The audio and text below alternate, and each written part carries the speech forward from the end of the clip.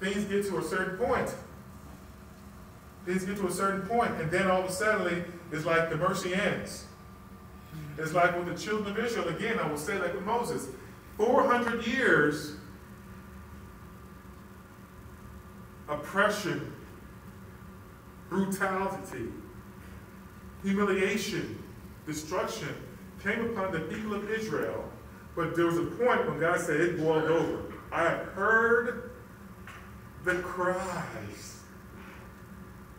And there is a point where God boils over when he starts to enact a plan because he's angry about what's happening against his will.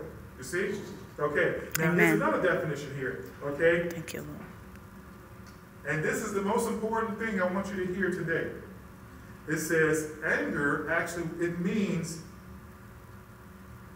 an intense emotional state induced by displeasure. In a nutshell, there are things that are not pleasing to God. If it's not pleasing, it's displeasing. So if something is displeasing, if I do something against my wife that's inappropriate, she will be displeased, and she has a right to be angry about and be displeased about what it is that I've done. If I take all the money and spent it on at the poker, on poker, or blackjack, or some kind of card game, and had no money to pay the bills, she would be angry. She'd be very angry. And she have a right to be angry because I did something that would displease her, and it displeased, and it brought shame to my own household. So we got to understand, this is the context and the framework that I want to give this to you, okay? So another thing that in defining this work here is that anger, another word for anger is indignation. I know you've heard that word before, okay? It means it stresses a righteous displeasure at what one considers unfair, mean, or shameful. Okay? You gotta understand this. There is a righteous displeasure.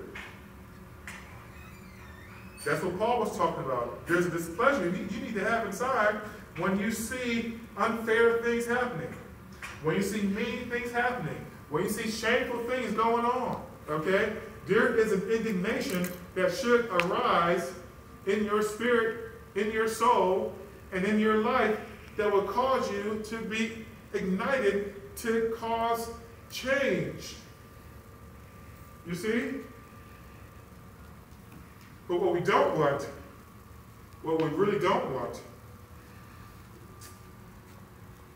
is what we really don't want. We don't want rage or fury, because that's when you lose self-control. And that's when you become violent. So that's the toxic part that we don't want to deal with. Okay? So let me just give you an overview, okay? I mean, I tell you, God had given me so much. When God said, this is what I want you to talk about, I mean, literally, God started downloading from heaven. So this will be a significant series, okay? And these are things that